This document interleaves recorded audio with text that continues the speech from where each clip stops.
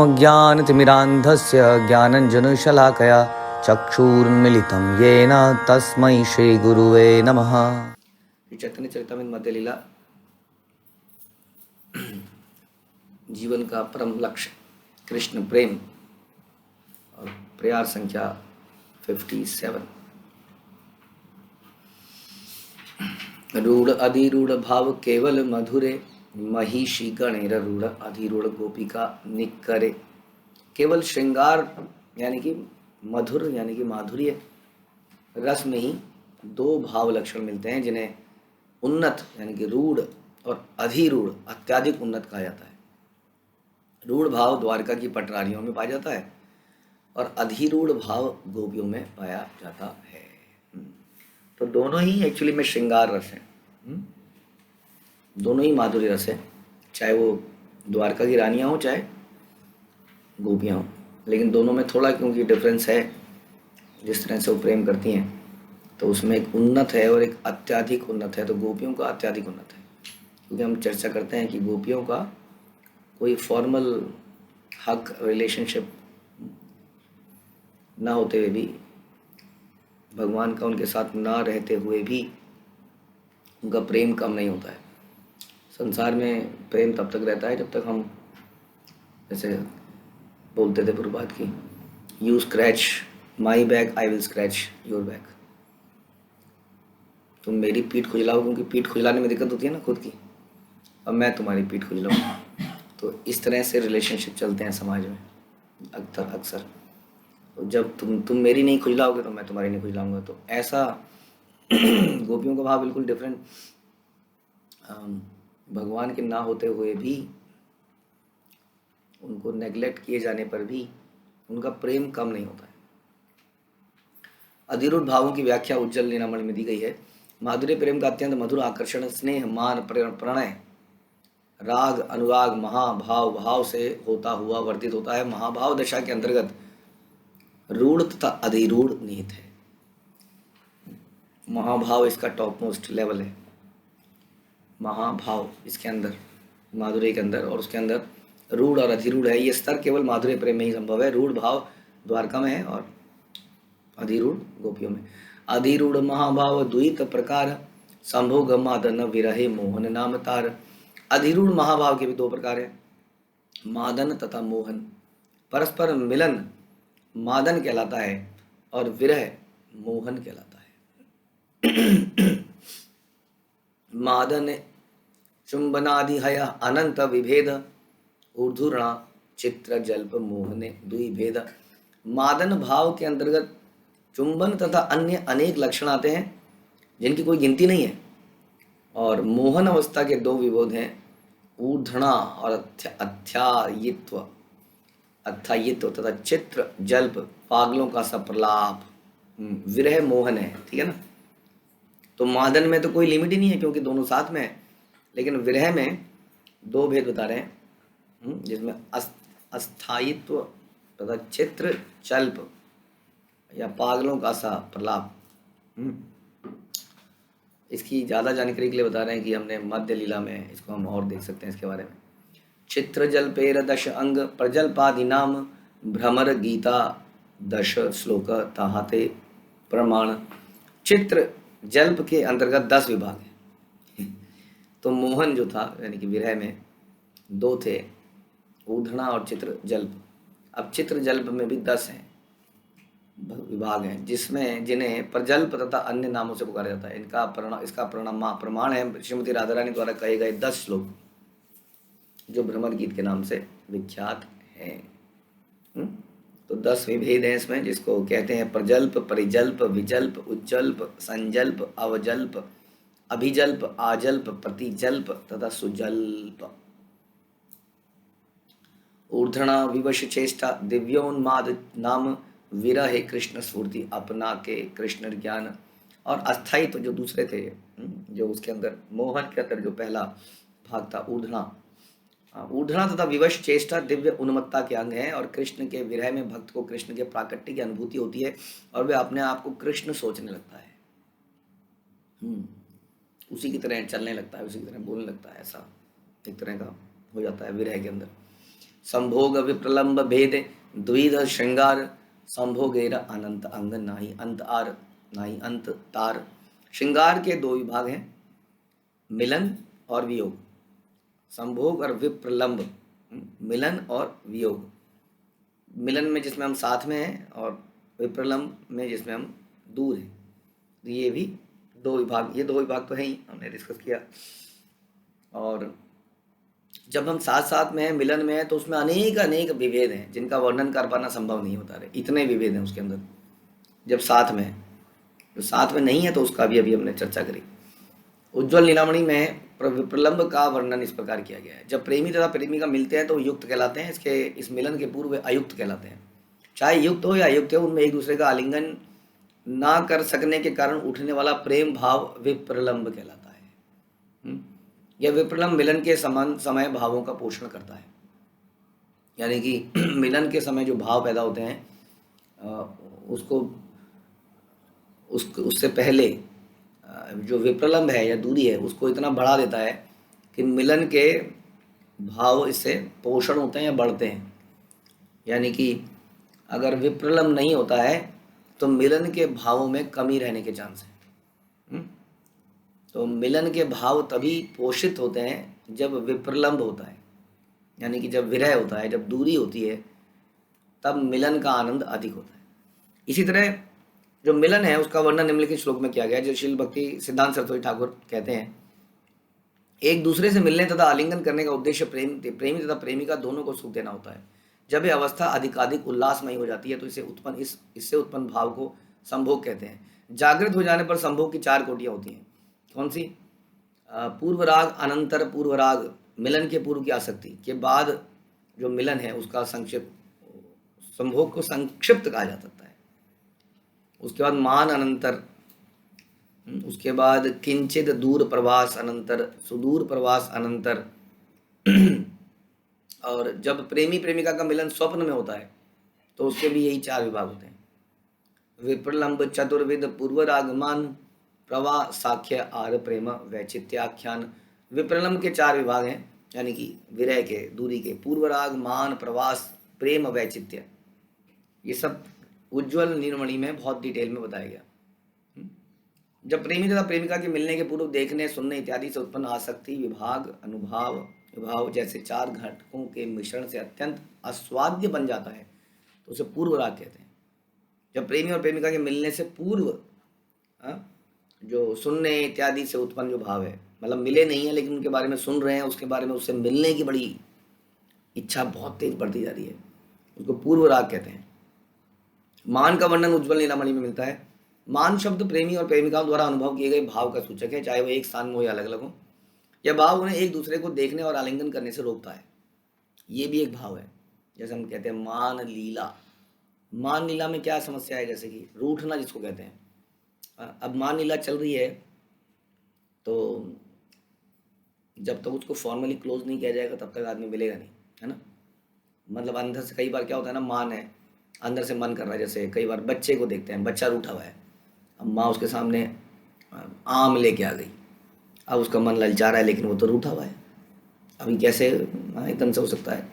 तो जब तक माँ फॉर्मली, अच्छा मैं सॉरी बोलती हूँ, आगे से नहीं करूँगी, या आम खा लेगा, अच्छा ठीक है जी ओके, मतलब वो तो वेट ही कर रहा था बस, तो बोलो तो सही एक बार। लेकिन अभी मान में है, तो मान है तो जब तक समाप्त नहीं होगा तब तक दूसरा नहीं हो पाएगा। इस प्रकार का होता है मान। जैसे राधा रानी का हम देखते हैं, मानगढ़, बरसाने में आप जाएंगे तो मानगढ़ एक जगह है ऊपर, जहाँ राधा रानी नाराज होकर चली गई थी। तो इस प्रकार से फिर भगवान उनको मान लीला, मान को भंग करते हैं। फिर मान सरोवर एक जगह है वृंदावन के पास में, जहाँ पर राधा रानी जब गई थी उनकी आंसुओं से वो सरोवर बना रूठ के, फिर भगवान उनको आए उनको मनाने के लिए। तो इस प्रकार से ये मान लीला, मानगढ़, कुछ जगह हैं जहाँ पे रूठने का भाव है और वो एक दूसरे से मिलने को रोकता है, चाहे इच्छा ही क्यों ना हो रही हो। उसका फॉर्मल एंड करना जरूरी है। प्रवास उन 2 प्रेमियों के वियोग का सूचक है जो पहले घनिष्ठता पूर्वक संबंधित थे। यह वियोग उनके भिन्न भिन्न स्थानों में रहने के कारण है। प्रवास, जब हम अलग अलग जगह रहते हैं, जैसे कृष्ण द्वारका में रहते हैं और गोपियां वृंदावन में रहती हैं, तो ये वाले को प्रवास कहा जाता है। प्रेमा वे चित्त, उस प्रचुर प्रेम का सूचक है जो प्रेमी के उपस्थित होते हुए भी वियोग वियोग है। तो अलग अलग प्रकार के वियोग दिखा रहे हैं यहाँ। एक तो मान है जिसमें आप साथ में हो, साथ में होते हुए भी आप मिल नहीं रहे हो। एक है प्रवास जिसमें आप साथ में ही नहीं हो, दूर दूर हो, इसलिए जो विप्रलम्भ है वो इस कारण से है। और उसके पहले था पूर्व राग, जब मिलने से जस्ट पहले सुन सुन के उसका जो भाव बढ़ रहा है। और फिर बता रहे हैं प्रेम वैचित्य, इसमें क्या कह रहे हैं कि साथ में बैठे हैं, मान भी नहीं है, कोई प्रॉब्लम नहीं है, लेकिन फिर भी बैठे बैठे ऐसा लग रहा है अरे कहीं ये मेरे से दूर चले गए तो, कहीं मेरे से बिछड़ गए तो। हाँ, साथ में रहते रहते भी इस प्रकार का भाव आ रहा है। तो ये है, मतलब अलग अलग प्रकार हैं। विप्रलम्भ इसका मतलब ज़रूरी नहीं है कि दोनों जब दूर हों तभी विप्रलम्भ है, यानी कि जब साथ में रहते रहते भी विरह महसूस हो सकता है कई बार, साथ में रहते हुए भी। जैसे मैंने बताया कि रूठ गए हैं, रूठ के बैठे हैं, बात ही नहीं कर रहे हैं। उसी तरह से साथ में बैठे लेकिन चिंता हो रही है कहीं कृष्ण चले गए तो, इस तरह से। राधिकाद्य पूर्व राग प्रसिद्ध भ्रवास माने, प्रेम वैचित्य श्री दशमे महिषी गणे। 4 प्रकार के वियोग में से 3, यानी कि पूर्व राग पहले जो सुन के पैदा होता है, प्रवास दूर दूर रहने से, मान रूठने से, श्रीमती राधा रानी जो गोपियों में प्रसिद्ध है। द्वारका में पटरानियों में प्रेम वैचित्य का भाव बड़ा प्रमुख है। द्वारका की जो रानियां थी वो अक्सर इस बात से घबराए रहती थी कि कृष्ण कहीं वृंदावन ना चले जाए। हाँ, क्योंकि वो गोपी गोपी करते रहते थे, कई बार नाम लेते थे गोपियों का, तो उनके अंदर एक इनसिक्योरिटी थी, घबराहट थी। प्रेम वैचित्य ये उनमें प्रमुख है। रुक्मणी जी के आप लीलाओं में भी देखेंगे, कृष्ण एक बार उनको इस तरह का उनके साथ मजाक भी करते हैं कि देखिए तुम, मैं तो तुम्हारे योग्य हूँ ही नहीं, मैं तो ज़बरदस्ती ऐसे शादी हो गई, ये हो गया, मैं तो ग्वाला हूँ, तुम कहाँ वो हो, ये हो। तो वो इतनी घबरा जाती हैं कि वहीं पर वो ज़बरदस्त तरीके से रोने लगती हैं। हाँ, वो प्रसंग श्रीमद् भागवत में आता है, बेहोश हो जाती हैं। तो इस प्रकार से उनके अंदर प्रेम वैचित्य, यानी कि साथ में रहते रहते भी ये भय रहना कि ये महाभाव के लक्षण हैं सारे। ये बाय द वे ऐसा कोई साधारण बात नहीं है। साथ में रहते हुए किसी के बारे में इतना फील करना इट्स डिफिकल्ट, क्योंकि साथ में रहते रहते हम ग्रांटेड लेते हैं चीज़ों को, ये तो है ही। साथ में प्रेम कम हो जाता है अक्सर हमारा संसार में, क्योंकि हमारा प्रेम सेल्फ सेंटर्ड है अक्सर, इसलिए साथ में रहने से कम होता है। लेकिन ये जो महाभाव है, यहाँ तो साथ में रहते हुए भी यही चिंता है कि दूर ना चले जाएं। ये कोई नॉर्मल स्ट्रेस नहीं है, ये सांसारिक, ये महाभाव की बात कर रहे हैं। तो द्वारका की पटरानियों में प्रेम वैचित्य का भाव अत्यंत प्रमुख है। कुररी विलपसी त्वम वीत निद्रा न शेषे, स्वपीति जगति रात्र्यामीशोरो गुप्त बोध, स्वमीव वयमीव सखी कच्चिद गाढ़ निर्विद्ध चेता, नलिन नयन हासोदार नीलेक्षितेन। हे सखी कुररी, श्रीमद् भागवतम से बोला जा रहा है, हे सखी कुररी, अब तो रात्रि हो गई है, कृष्ण सोए हुए हैं, तुम ना तो सोई हो ना विश्राम कर रही हो, बल्कि विलाप कर रही हो। क्या मैं ये मान लूं कि तुम भी हमारी तरह कमल नेत्रों वाले कृष्ण की हास्युक्त उदार चंचल चितवन से प्रभावित हो? यदि ऐसा है तो तुम्हारा हृदय बुरी तरह से बिध चुका है। क्या इसलिए तुम निद्राविहीन विलाप के चिन्ह प्रकट कर रही हो? तो यहाँ पर गोपियों के भाव को देखा जा रहा है कि किस प्रकार से गोपियाँ ऐसा चर्चाएं करती थी सांसारिक चीज़ों को देखकर। किसी भी चीज़ को देखकर हम देखते हैं कि गोपियाँ विरह में जब भगवान को ढूंढ रही थी तो बेलों से, लताओं से, तो वो बोलती हैं, हे लताएं तुम झुक गई हो, इसका मतलब यहाँ से ज़रूर कृष्ण गुजरे होंगे और तुमने उनको ऑफरिंग देने के लिए नीचे झुकी होगी, इस तरह से। तो एक दूसरे से बातें करती हैं। तो यहाँ पर भी कह रही हैं कि तुम भी, हे सखी, तुम रात्रि हो गई और तुम विलाप कर रही हो, क्या मैं मान लूँ कि तुम भी उसी तरह से उसी के विरह में हो जिसके विरह में हम हैं, और उसी के विरह के चिन्ह प्रकट कर रही हो। व्रजेंद्र नंदन कृष्ण नायक शिरोमणि, नायिकार शिरोमणि राधा ठाकुरानी। पूर्ण पुरुषोत्तम भगवान कृष्ण जो कि नंद महाराज के पुत्र के रूप में प्रकट हुए, अपने सारे व्यवहारों में श्रेष्ठ नायक हैं। इसी प्रकार श्रीमती राधा रानी अपने व्यवहारों में सर्वोपरि नायिका है। तो नायिका बॉलीवुड, हॉलीवुड, टॉलीवुड की एक्ट्रेसेस नहीं है। यहाँ बता रहे हैं सर्वश्रेष्ठ नायिका कौन है? राधा रानी। और सर्वश्रेष्ठ नायक कौन है? श्री कृष्ण। हाँ, और समाज में लोगों ने अपने फैन क्लब बना रखे हैं। और ऐसे फिल्मी एक्टरों को उन्होंने देवता भगवान माना है।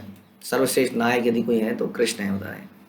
उनकी लीलाएं हम सुनते हैं, उनके डांस में टेक रीटेक और choreographer, producer, director, script writer, singer, composer, पता नहीं क्या क्या पीछे से नाटकबाजी होती है, तब हमारे सामने कुछ प्रस्तुत होता है और हम बड़े प्रसन्न हो जाते हैं, वाह ये हीरो क्या नाचता है, ये हीरो क्या छलांग मारता है आसमान से।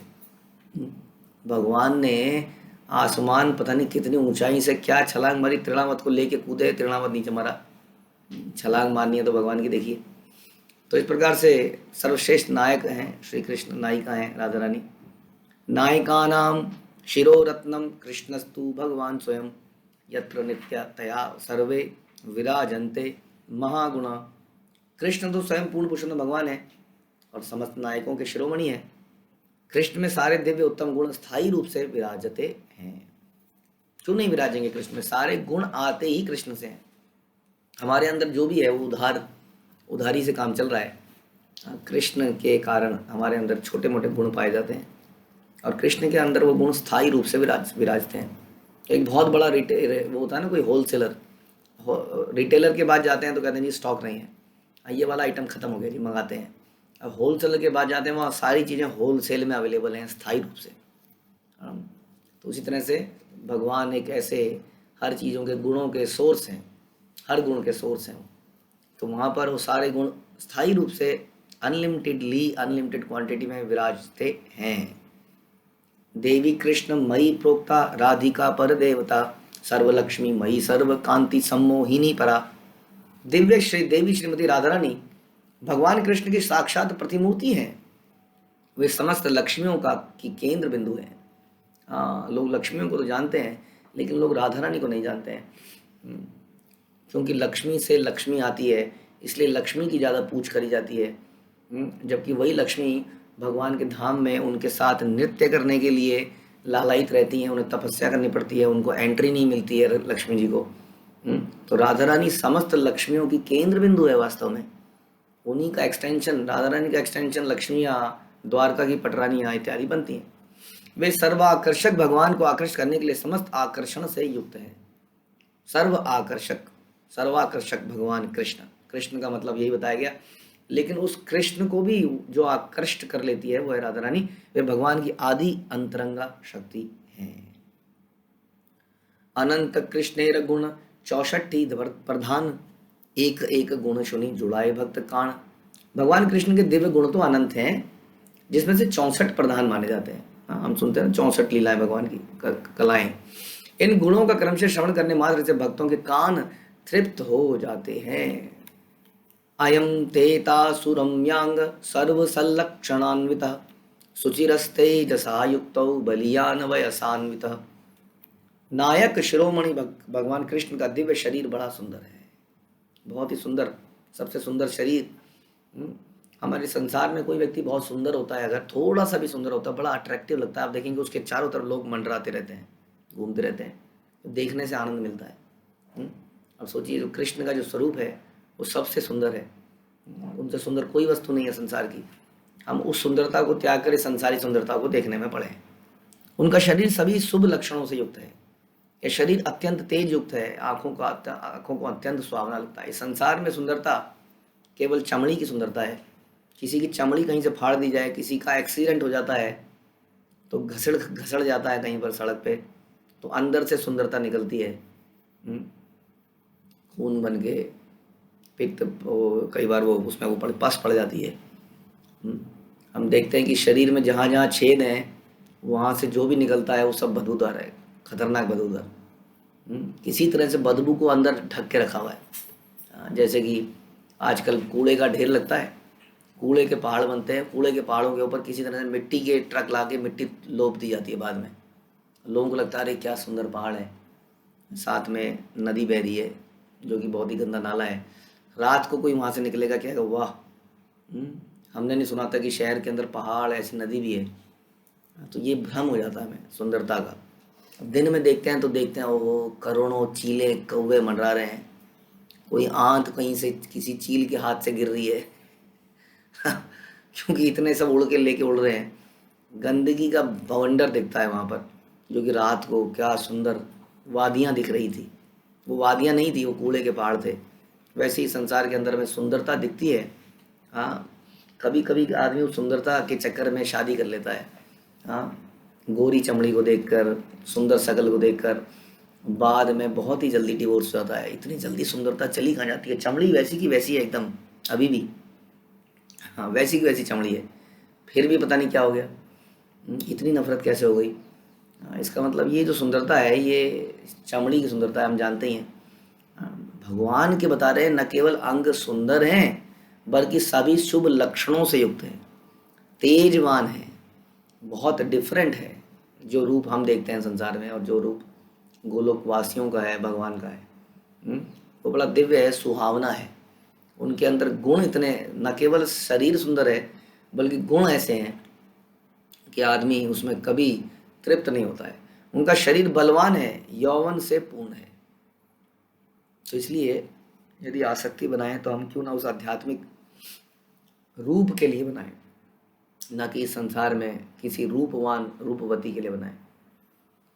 विविधाद्भुत भाषावित सत्य वाक्या प्रिया प्रियम वदा वावधूका सुपंडित्यो बुद्धिमान प्रतिभान्विता। कृष्ण सारी अद्भुत अद्भुत भाषाओं के वेत्ता हैं, जानते हैं। कई बार लोग कहते हैं कि भगवान हमारे, और सॉरी, प्रभु जी हमारे जो गीत हैं वैष्णव गीत वो बांग्ला में हैं। कृष्ण बांग्ला जानते होंगे। मैं प्रार्थना करूँगा आमी तुम्हार कुकुर, भगवान समझ जाएंगे आमी तुम्हार कुकुर, या कहीं कुकर तो नहीं समझेंगे, आमी तुम्हार प्रेशर कुकुर कुकर, ऐसा तो नहीं जाएगा। या कई बार हम लोग इंग्लिश में लेक्चर देते हैं, आप प्रभु जी इंग्लिश में पता नहीं अब कैसे, मेरे को तो लगता है कि हिंदी में ही प्रार्थना करनी चाहिए। हमें लगता है कि भगवान हिंदी है, हाँ और इंग्लिश वालों को लगता है कि भगवान इंग्लिश मैन है। तो ऐसा बताने कि कोई ऐसी भाषा नहीं है जो भगवान जानते नहीं है वास्तव में। वे सत्य, तो पक्षियों की भाषा जानते हैं, जानवरों की भाषा जानते हैं, मन की बातें जानते हैं। भाषा तो बाद में है ना, भाषा तो व्यक्त करने के लिए, जो अव्यक्त है वो भी जानते हैं। वे सत्यवादी तथा मधुर भाषी हैं, बोलने में चतुर हैं। ये भगवान के गुण बता रहे हैं हम आपको धीरे धीरे। 64 के गुणों के बारे में यहाँ चर्चाएं हो रही हैं। सत्यवादी हैं, मधुर भाषी हैं, बोलने में चतुर हैं, अत्यंत बुद्धिमान हैं, विद्वान हैं, प्रतिभावान हैं। वाकई में इनके बारे में, एक एक चीज़ के बारे में जितनी चर्चा की जाए उतनी चर्चा कम है। चतुर क्यों नहीं होंगे, उन्हें आगे का पीछे का हर चीज़ तो उन्हें पहले से ही मालूम है, क्यों नहीं वो बुद्धिमान होंगे। सारे वेदों के जो सोर्स हैं उनकी बुद्धि के बारे में क्या कहा जाए, विद्वान, प्रतिभावान, विदग्धश्च चतुरो दक्षा, कृतज्ञा सुदृढ़वतः, देश काल सुपात्रज्ञ, शास्त्र चक्षु सुचिर्वशी। कृष्ण कलात्मक भोग में अत्यंत पटु हैं। हाँ, सिंपल बोलते नहीं हैं। हाँ, बल्कि ब्रजवासी भी जब बोलते हैं तो ऐसा बताया जाता है कि ऐसा लगता है गा रहे हैं। ब्रजवासी जो भाषा है ब्रज की, लगता है गाई जा रही है। इस प्रकार से चलते हैं तो मटक मटक कर चलते हैं, देखते हैं तो आंखें एक जगह टिकती नहीं है, वही मटकती रहती हैं। तो इसीलिए कई सारे ऐसे नाट्य बनाए गए, कथकली, भरतनाट्यम, जिसमें इस तरह से आप देखेंगे बहुत चीज़ें होती हैं।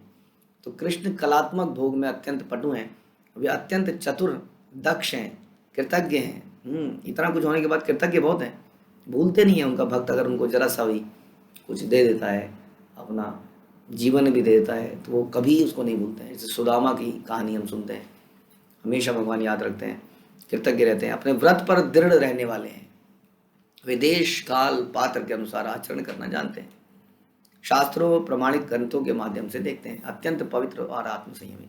बाकी में एक एक के बारे में बहुत चर्चाएं करी जा सकती हैं। शास्त्रों प्रमाणित ग्रंथों के माध्यम से देखते हैं, ऐसा चैतन्य महाप्रभु ने दिखाया, जो कि कृष्ण ही है, कि हर चीज़ को शास्त्रों की नज़र से देखा जाए, यह हमें सिखाया। अत्यंत पवित्र है, आत्मसंयमी है। ऐसा हम सुनते हैं एक कथा में कि जब बोला जाता है ना, आपको याद होगा कि यमुना जी रास्ता नहीं दे रही हैं गोपियों को जाने का, तो ये बोला जाता है कि यमुना से ये प्रार्थना कीजिए कि हे यमुने, यदि कृष्ण नित्य ब्रह्मचारी हैं तो हमें रास्ता दे दो। गोपियाँ हंसने लगती हैं इस बात पे। कृष्ण और ब्रह्मचारी तो, लेकिन वो फिर भी विश्वास करके बोलती हैं तो यमुना रास्ता दे देती है।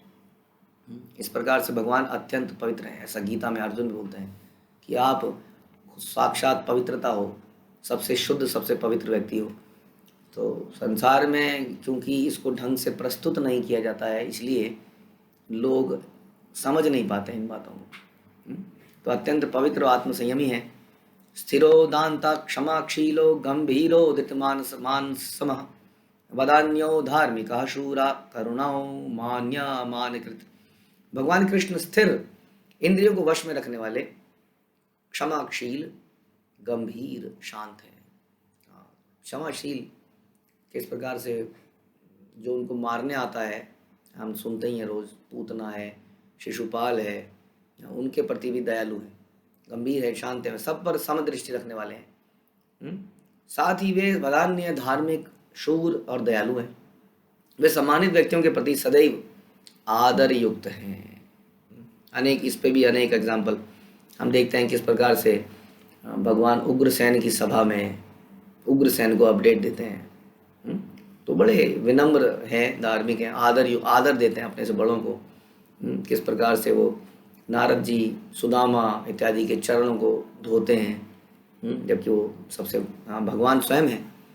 और इस तरह से उनके गुण अनंत हैं। उनकी जो भी गुण बोले जा रहे हैं यहाँ पर, उन गुणों से रिलेटेड कोई ना कोई लीला आप भगवान की देख सकते हैं। कोई ना कोई लीला आपको दिखेगी हमेशा, हर चीज़ के ऊपर, क्योंकि उन्होंने अपने बार बार संसार में आते ही इसलिए हैं ताकि हम देख सकें। वदान्य, वदान्य नहीं है बल्कि वो महावदान्य है। चैतन्य महाप्रभु स्वयं महावदान्य है।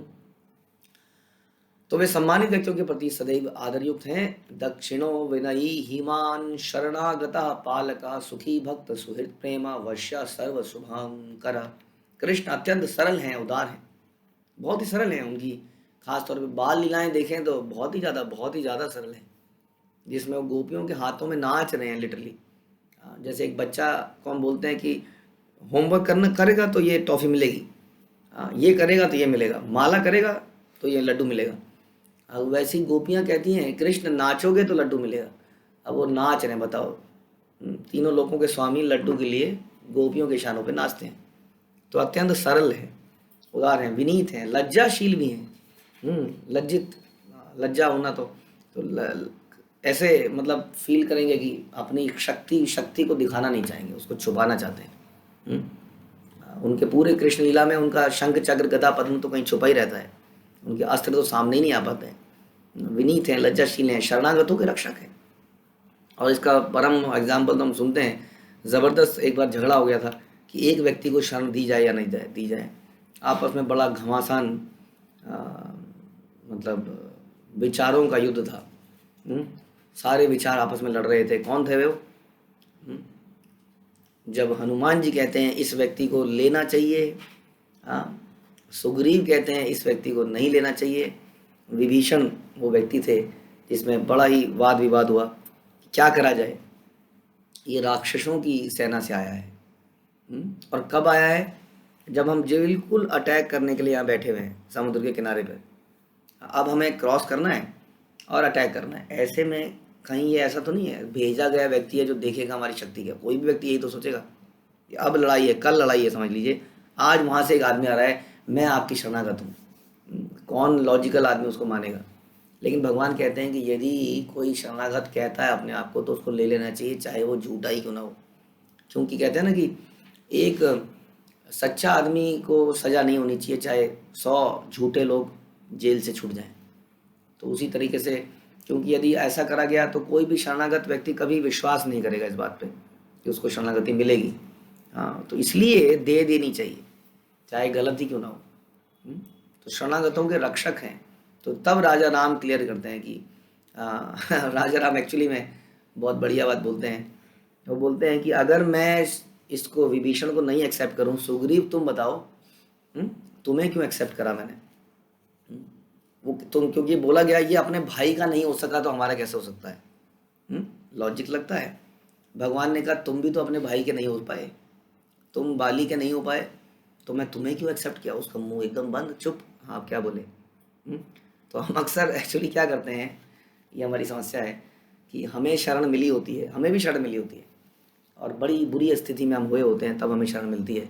लेकिन जब कोई दूसरा शरणागति आता है ना, तो जो शरणागति होते हैं उनके अंदर एक खलबली सी मच जाती है, ये क्यों आ रहा है, ये बीच में क्यों आ रहा है, हाँ ये तो ऐसा है, ये तो वैसा है। हम भूल जाते हैं कि हमारी क्या स्थिति थी जब हमें शरणागति लिया गया था।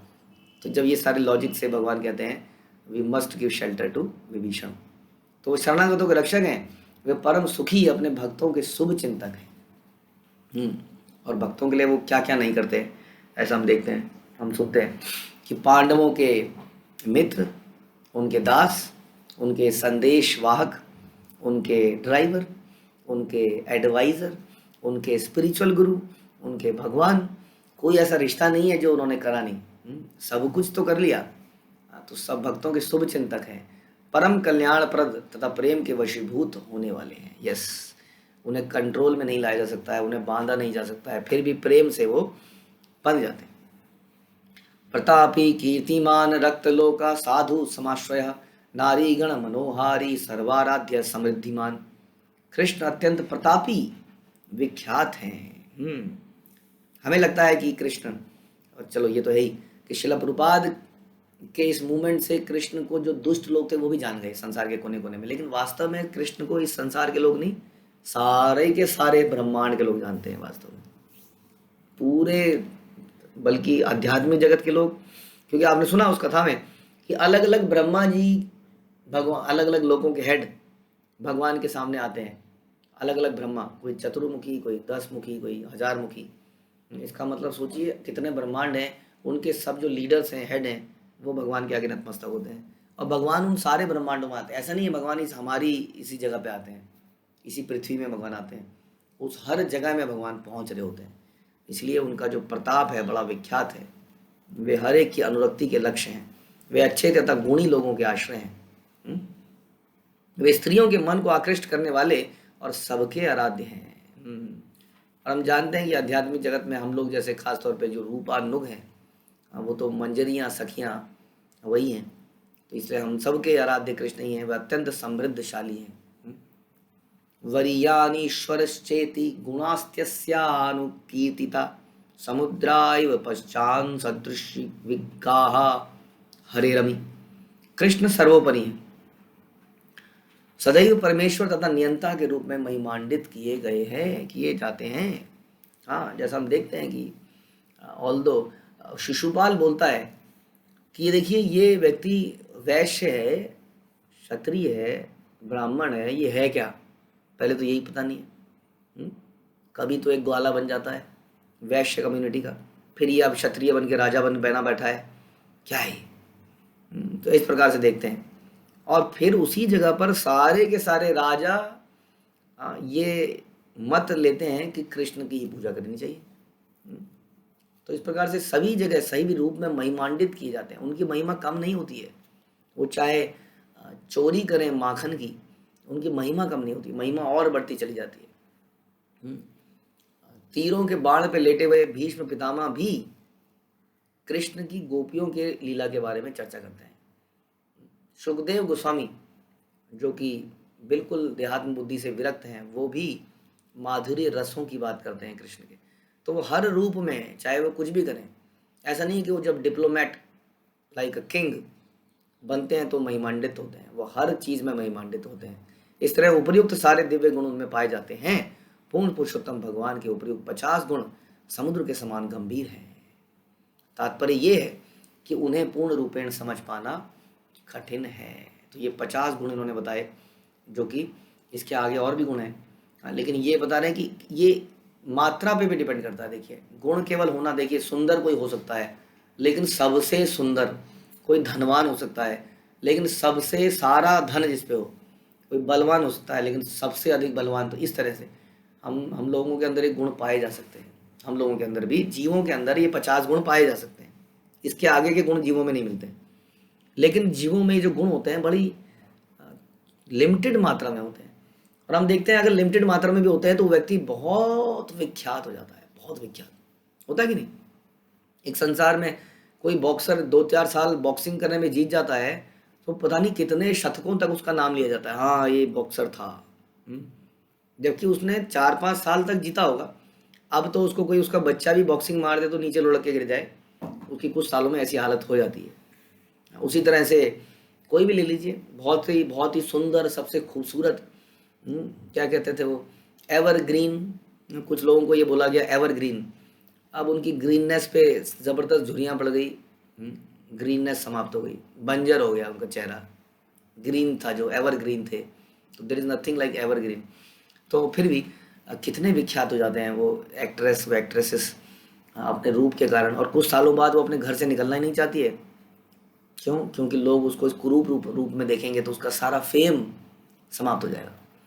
तो इसलिए हमारे संसार में थोड़ा सा भी अगर ये कुछ होता है गुण 50 में से, तो हम बड़े विख्यात हो जाते हैं। कृष्ण में ये सारे गुण पूर्ण रूपेण हैं, इसलिए उन्हें समझा नहीं जा सकता है। लेकिन कुछ और भी उनके दिव्य गुण हैं जो हम आगे सुनेंगे।